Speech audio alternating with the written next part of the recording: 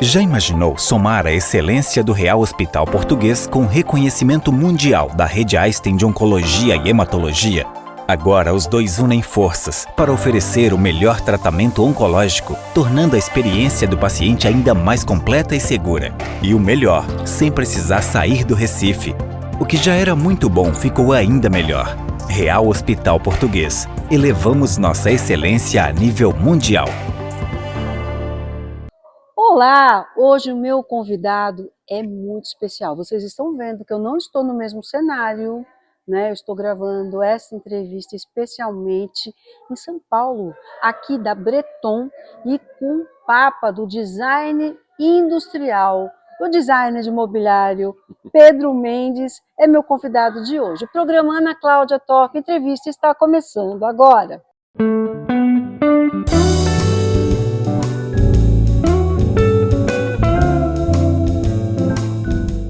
Bom, se fala muito em mobiliário, com design assinado, casa brasileira, a gente escuta muita coisa, né? Design industrial, mas quem é que está por trás de tudo isso? Qual é a mente criativa? Bom, para falar sobre esses assuntos, nós convidamos Pedro Mendes, design de mobiliário chiquérrimo, famosérrimo, que nos deu a honra de conceder essa entrevista. Tudo bem, Pedro? Boa Tudo bem, Ana. noite. Obrigado pelo elogio, mas você exagera, né? Seja muito bem-vindo.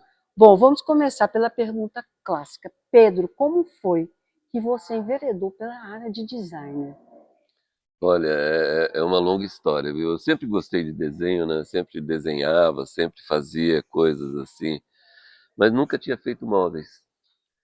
E uma época eu vim para São Paulo, eu saí de Rondônia, estava em Rondônia, e cheguei em São Paulo, vi ah, o... tinha vestibular no Mackenzie, né?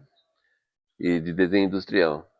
Eu tinha uma amiga, grande amiga minha até hoje, que havia feito desenho industrial. Eu gostava disso, achava assim super bacana, tal. Eu falei, vou fazer. Meu pai falava assim, o que que é isso? Você vai fazer o que da vida depois? Então, era muito difícil você falar em desenho industrial naquela época. Isso foi em 1982, eu terminei a faculdade, né? E ninguém falava desenho industrial. Para você ter ideia, quando eu me formei, isso em 2000 já, quando eu já tinha uma fábrica que eu era sócio, eu vendia móveis às lojas aqui em São Paulo, você não podia falar quem havia desenhado. Era proibido dizer o nome do designer, era proibido Olha, dizer o nome da fábrica, era uma coisa assim, era tudo escondido. E isso mudou assim radicalmente, e hoje em dia o design assinado, ele agrega valor às peças. Então, isso virou hoje, que todo mundo fala, pô, designer e tal, não sei o quê, é uma coisa que já foi meio de escanteio, assim, era não discriminada, né? era discriminada, não era uma coisa assim. Você não podia visitar loja, tinha lojas que proibiam os designers de visitar as lojas. Nossa, Você vê para não correr como... o risco de alguém descobrir quem é que Exato. assinava aquela peça. Então, é uma coisa assim muito louca. E de repente o mundo foi se abrindo, foi mudando. E é o que eu sempre falo, né? Designer é 10% de inspiração e 90% de transpiração. Olha Porque aí. até você colocar um móvel numa loja, o caminho é muito árduo, é muito longo. Não é uma coisa assim, pensei no móvel, desenhei o móvel, fabriquei e coloquei na loja. Não, é um caminho muito diferente. E hoje, naquela época que eu comecei, haviam poucos designers. Poucas pessoas se aventuravam nisso. Era uma Sim, profissão estável, totalmente. Hoje não, hoje você vê assim que existem centenas de novos designers. A coisa explodiu. E o pessoal acha até hoje glamuroso ser designer e tal. É gostoso. Quando a mas gente... isso é graças a Pedro Mendes, né? Não, eu acho que eu fui um pioneiro nessa época, assim, abri muitos caminhos, muita coisa, assim, para trabalhar para diferentes fábricas, né? O pessoal não tinha esse tipo de coisa, era muito diferente. Pois é, uma outra coisa bem interessante, quando a gente fala de design de mobiliário, né, a gente pensa numa pessoa que ela está ali exclusivamente para uma determinada marca, desenvolvendo seus produtos. Mas não é bem assim que funciona, né, Pedro? Não. Você tem vários tipos de designer. Você tem o designer autoral, que é o que eu faço. Eu faço meus móveis. Antigamente eu fazia, tinha uma fábrica, né, junto com a Pianofatura, que fabrica os pianos Fritz Dobert, e a gente fabricava os móveis e distribuía para o Brasil inteiro, até para fora. Existe o designer que trabalha para várias fábricas, não tem vínculo com nenhuma, mas ele coloca móveis em diferentes fábricas. Existe o designer que ele fabrica o seu próprio móvel e ele próprio vende. Isso está acontecendo muito hoje com jovens, né? Eu vejo pessoas que inclusive trabalharam aqui na Breton, Sim. no caso da Luísa, o caso do Bruno, eles são hoje designers autorais que o Bruno, por exemplo, tem loja, ele fabrica os móveis, ele coloca, ele vende, ele vai a feiras. Então são pessoas assim muito batalhadoras. A Luísa tem móveis maravilhosos. Ela trabalhava aqui na Breton, Olha que continua bacana. fazendo móveis aqui para Breton. Então esse universo se expandiu muito. Isso é uma coisa assim inegável. Foi um dos, acho que, profissões que mais cresceram, né? Mas é uma profissão ainda não é fácil. É bem complicado. Pedro, e esse processo de criação é algo que você vai buscar inspiração aonde? Olha, cada um tem um método, né? Cada pessoa acho que tem um método diferente, cada um tem uma maneira de fazer as coisas. Eu ando sempre com um caderninho. Então, onde eu sento, eu vou, em algum lugar tem que ficar esperando. Eu sento e começo a rabiscar. E rabisco que você vai fazendo, assim, você de repente tem uma ideia. Aí, quando você chega em casa, você coloca aquela ideia no papel, melhor, aí você joga no computador, aí você vai vendo se dá. Existe também o briefing de fábricas ou de Sim, lojas sim. que te falam, olha, eu preciso de uma cadeira X, Y, Z, que tenha esse material, esse acabamento, para essa finalidade. Então você vai em cima daquilo que as pessoas estão te colocando. E para mim é sempre assim, eu geralmente eu tenho pouco briefing, o pessoal dá pouco briefing, eu vou Te fazendo. deixa voar. Não, eu vou fazendo e vou estocando meus desenhos, assim, sabe? Eu faço, mesmo que não tenha pedidos, eu gosto de fazer, eu gosto, Sim, porque eu faço tudo em 3D. Eu sim. imprimo na impressora 3D, eu renderizo, faço diferentes acabamentos e tal. E aí eu mostro para as pessoas, para os fabricantes gostam, falam, eu quero fazer, eu quero produzir. Então, cada um tem um método, cada um é diferente. Pedro, eu quero saber qual foi a inspiração que criou a peça mais inusitada que você tem, mas não responde agora não. A gente vai fazer um breve intervalinho e volta já já.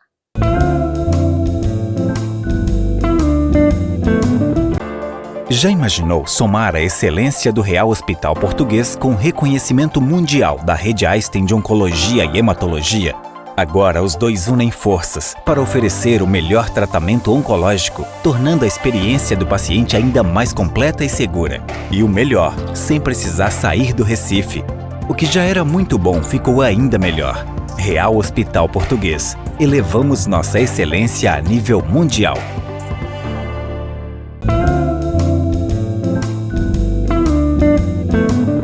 Voltamos agora com o meu convidado de hoje, o designer de produtos de mobiliários, Pedro Mendes. Pedro, no final do bloco anterior, eu fiz uma pergunta para você. Qual foi a inspiração que criou uma peça mais inusitada que você tem a lembrança? Olha, essa pergunta é difícil, viu? Bem, bem difícil. Eu acho assim que o que a gente faz, mais ou menos como você tem um filho. E você não faz distinção entre os filhos. Existe, claro, aquele filho mais bonitinho, mas a gente tem que estar sempre assim, gostando de todos, né? É um gentleman, gente. Então eu tenho essa coisa assim, por exemplo, eu tenho uma mesa que eu vendi muito tempo aqui, quando eu era junto, o Breton e Brentwood eram unidos, né? Sim, sim, uma marca só. Era uma marca só. Eu vendi uma mesa que chamava Barcelona. E essa mesa, assim, vendi muito, uma mesa assim extremamente É um bonita. clássico hoje, É um né? clássico, eu tenho até vontade de reeditar, porque é difícil, Bacana! quem tem não vende, e nunca mais eu fiz essa mesa. Mas é uma mesa que, por exemplo, a minha inspiração foi o seguinte, eu estava numa obra, Hã, eu fazia interiores também às vezes, estava numa obra esperando o pessoal fazer um determinado serviço, aí eu pedi um papel para a funcionária da casa, hã. eu tinha uma caneta, sempre levo uma caneta no bolso, e comecei a rabiscar, e ali eu fiz a mesa. Cheguei no escritório, coloquei no computador, vi, dava certo, aí eu fui fazer o desenvolvimento da peça. E ficou muito boa. Então, você não é a questão, às vezes, da inspiração, é a questão de você estar sempre inspirado, sabe? Sim, Sempre aberto, tem que estar aberto. muito bacana. Agora, outra coisa que eu tenho muita curiosidade de saber, como também o pessoal que está nos assistindo, é como é que funciona esse processo da criação até a chegada da peça para o mercado. Olha, ela funciona da seguinte forma: você faz o projeto, ele é aprovado pelo fabricante. O fabricante ele desenvolve um protótipo pelas especificações que você passa. Eu passo desenho técnico, passo 3D, passo. Então a pessoa vê como está a peça. Sim, Aí eu vou na fábrica validar a peça. E às vezes participo do desenvolvimento. Nessa validação da peça, deu tudo certo, tal. A equipe de vendas da fábrica vai colocar no mercado isso daí. Vai oferecer para lojas, vai participar de feiras, vai levar para fora. Aí eles fazem a comercialização. Eu não tenho participação na comercialização. mas na produção dessa peça, por exemplo, você tem uma poltrona fantástica que eu fiquei apaixonada. Lembra daquela poltrona?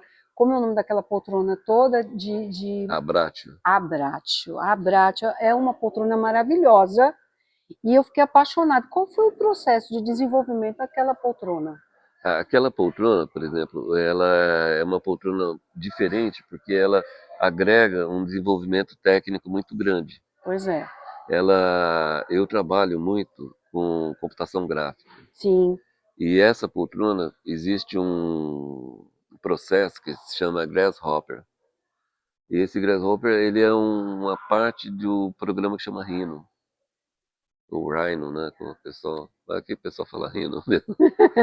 Aí você tem aquele processo, você faz todo o 360, né? você faz todo o processo e depois você fatia isso. Então ela é Que toda aquele fatiada. corte, né, que a gente vê, vocês estão vendo aí a imagem da peça, aquele corte, que como é que funciona aquilo? Então, aí cada peça daquela é um processo, é um corte separado. Uau! Cada peça é um corte. Então, eu não me lembro exatamente, mas acho que deve ter umas 80 Ou seja, é uma super peças. montagem, É uma montagem bem grande que você faz, você corta todas as peças e depois você junta todas as peças. fantástico, Então, é um gente, processo demorado, caro e trabalhoso, mas o resultado é muito bom. com certeza, né? Bom, Pedro, uma coisa que eu quero saber, né? Como foi que surgiu esse título de pai do design industrial no Brasil? Ok, não, eu não tenho esse Tem título, não, sim, não, não tenho. você não admite, mas você tem. Como Não, foi que isso surgiu? não, eu gostaria de ter, mas não tenho, não. Eu fiz desenho industrial. Eu acho que poucos designers hoje no Brasil fizeram desenho industrial. O pessoal tem vindo de muitas áreas diferentes, como arquitetura, engenharia, publicidade. O pessoal vem de todo lado, né? Não existe uma especificação que você tem para fazer um móvel, tem que ser desenhista industrial. E é aquilo que eu te falei no início, quando eu fiz desenho industrial, ninguém sabia nem o que era. E quando eu saí da faculdade e eu fui trabalhar com desenho, que realmente eu aprendi o que era desenho industrial, o que era você desenvolver produtos, sabe? Eu trabalhava numa loja na época, que não existe há muito tempo, chamava Plano Decorações, Sim, que era da Silvia Kovarik. sim, E eu fazia móvel todos os dias, porque a loja não tinha assim, como hoje você tem as lojas cheias de móveis. Os móveis eram feitos para o cliente específico. Personalizados. Você sentava com o cliente, ele falava, olha, eu quero uma mesa de jantar com 4 metros. E o material, vamos discutir o material, vamos discutir a forma, vamos discutir tudo. E aí você desenvolvia aquela mesa e ela é feita exclusiva, peça única. Era peça única? Peça única para aquele Uau! cliente. Então nessa época não tinha tantas lojas no Brasil que vendiam coisas. Vinha gente, eu lembro que tinha cliente de Recife que vinha sair de Recife e vinha comprar móveis aqui em São Paulo. Olha aí, olha aí. Você já se Então, deparou com alguma peça dessa, de repente foi visitar alguém? Olha, fui eu que fiz isso. vejo muito assim, às vezes em revistas, livros. De repente eu olho e falo, nossa, minha peça está lá. Tal. Eu já tinha até esquecido. Achei, né? Já tinha até esquecido. Tal. Agora, como é que... Veja, você pegou um mercado bem na coisa da personalização, né? Que hoje a gente está, de novo, falando na personalização, quando a gente fala de mercado de luxo, mas, ao mesmo tempo, você desenvolveu uma coleção para estoque de imobiliário de escritório com a tendência industrial, É. né? Então, isso daí, por exemplo, a Tok Stock pediu uma linha para office.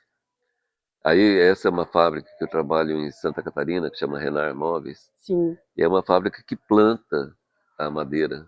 Eles têm um Olha que reflorestamento bacana, de gente. quase 30 anos. Como é que está esse processo hoje? Olha, esse processo hoje eu acho que está parado. O pessoal, acho que falta talvez tempo. Hoje em dia, com toda a tecnologia que a gente tem, falando que ia sobrar tempo e tal. Eu lembro na faculdade, eu vi uma palestra de uma pessoa e falou, não, computação vai servir para você ter mais tempo livre. Nessa época não tinha nem celular. Quer dizer, hoje a gente tem o celular, que já é um computador, você tem tecnologia de sobra, você tem WhatsApp, você tem Falta telefone, você tempo, tem né? tudo. Isso daí vai engolindo a gente, vai sendo uma carga tão grande que falta tempo. Ao contrário de Verdade, você sobrar Pedro. tempo, falta tempo. A gente está cada vez mais fazendo mais coisas. Exato. Em 8 horas, antigamente, você sentava, você fazia um desenho, dia seguinte você ia lá, continuava o desenho. Hoje, em 8 horas, você faz vários desenhos, você já faz esse desenho renderizado, perspectiva, já faz um monte de coisa. Você trabalha muito mais do que você trabalhava antigamente. Você tem menos tempo livre, eu acho. Verdade. E você está no restaurante, te liga o cara da fábrica, Não te tem mais liga hora, né? a pessoa da loja, te liga não sei quem. Então, se você estiver atendendo o telefone toda hora, você não te sobra tempo. É, eu acho que a humanidade precisa começar a equalizar isso daí. Eu achei que durante a pandemia as pessoas fossem mudar, porque afinal de contas todo mundo ficou isolado e ficou consigo. Gente que ficou sozinho, gente que ficou um casal, gente que ficou uma família, todo mundo dentro de casa. Ali Verdade. passaram um perrengue danado, como se diz. E de repente, eu lembro, primeiro eu estava em São Francisco, uma cidade que é um ovo. Primeira vez que eu desci na cidade para fazer compra, nossa, eu fui de máscara, de luva, passando álcool em todo lugar, de chapéu, parecia um ET. E aí, de repente, acabou a pandemia, tudo voltou ao normal, tudo voltou Parece que piorou até, né? As pessoas piorou. ficaram um pouco mais ásperas, né? E as pessoas acho que têm que ver o mundo. Hoje está uma loucura, sabe? Aquela paz que a gente tinha, que era tranquilidade, quando na época tinha Guerra Fria e tal, Sim. todo mundo ameaçava de cá, ameaçava de lá, mas ninguém fazia nada. Hoje em dia eles fazem, soltam foguete, um foguete no outro. Tá Tal. aí, né, o conflito, né, que os Estados Unidos Conflito. entrou, tarará. Mas, Pedro, qual é o teu sonho? Olha, meu sonho é trabalhar sempre, viu? Eu ia aprender sempre. Essa coisa assim, eu não tenho a menor vontade de me aposentar ou de parar de trabalhar, Não, a gente nem deixa. sabe? Eu adoro fazer o que eu faço. E meu sonho é esse, sabe? Ser feliz. É o que. Pedro, olha ali para aquele rapaz, aquela jovem que está ali nos assistindo e quer fazer design de imobiliário. O que você diz para eles? Olha, eu digo o seguinte: faça, mas trabalhe muito. Não pense que é glamour. É 10% de inspiração, como eu falei no início, 90% de transpiração. Todo mundo tem chance nisso. Tenha ideias originais, ideias próprias. Não tenha medo de ousar e vai atrás do teu sonho. Eu acho que, sabe, as pessoas têm que ir atrás do sonho. E aprenda, viu? Aprenda computação gráfica, aprenda algum programa de computador que você IA, aprenda IA, aprenda o máximo que você puder. Vai no YouTube, se você não pode pagar um professor, olhe as aulas. O YouTube é um mundo, aquilo é um mundo. verdade, Eu tenho dúvidas, às vezes, em algum programa, eu vou no YouTube, olho no YouTube. É uma coisa assim que eu acho que todo mundo deveria usar com bastante. certeza. E lá tem uma série de conhecimentos, de palestras, de coisas. Eu acho aquilo um mundo. E tem muita gente que tem vontade e às vezes tem muito medo da concorrência, porque é um mercado muito acirrado, né, exclusivista, né, e com relação a essa questão de relacionamento, de batalhar, o que você diz para essa pessoa? Olha, a concorrência acirrada você vai ter. Qualquer ramo que você fizer, você vai ter. Se você é médico, você vai ter concorrência, vai ter que estudar pra caramba, vai ter que estudar muito. Se você for engenheiro, você vai ter a mesma concorrência. Se for advogado, tudo você vai ter concorrência. Quando eu estava no grupo escolar, que chamava grupo escolar, hoje acho que primeiro grau, sei lá, o Brasil tinha 60 milhões de habitantes. Hoje nós temos 240 milhões de habitantes. E quer queira, quer não, isso influencia, porque aumentou a concorrência Sem em tudo dúvida. isso. Hoje o Brasil é um país de jovens. O Brasil, o Brasil está na mão dos jovens. Ainda bem. Eu quero que esse Com pessoal certeza. mais velho saia da política. A gente tem que ter Uma renovação, a né? renovação. E é a coisa assim, principal. Eu adoro quando pego uma pessoa mais jovem que vem querer saber como é que eu faço, como é que eu não faço, que eu posso ensinar alguma coisa. Eu acho que a gente tem que passar esse conhecimento.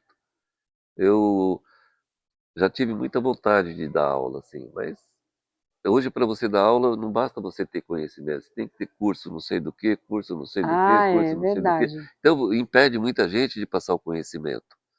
Mas eu acho que é importante isso. Eu Mas de penso, repente você pode fazer um curso paralelo aí, gente. Olha só que a sugestão já é um curso com Pedro Mendes, no né? YouTube já pensei em fazer um Eu curso assim eu para as acho, pessoas.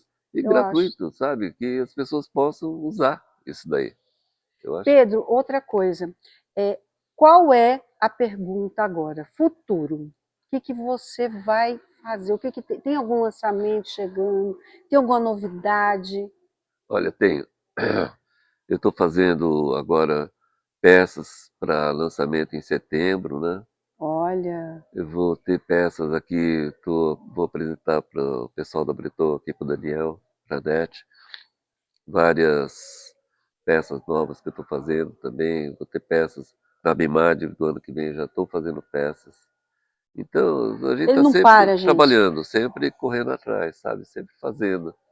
Isso que mantém, né, a gente vivo, saudável É e isso mesmo. Pedro, meu amigo, eu quero agradecer demais a olha, sua entrevista, viu? Gente, ele veio especialmente para eu que isso. É agradeço, um Ana. E prazer para mim poder é um conversar prazer com estar com você. você. É um prazer falar com o pessoal de Recife, né? E Recife é uma cidade assim que eu gosto muito, já fiz várias obras em Recife e eu gosto de lá. É um lugar que eu pretendo voltar e tenho muita Vai admiração. voltar. Eu vou levar em breve. Bom, gente, eu quero agradecer mais uma vez ao Pedro Mendes, agradecer você pela sua audiência. Foi muito bom estarmos juntos e vocês já sabem, no próximo sábado nós estaremos aqui na TV Nova Nordeste. Um beijo e até lá.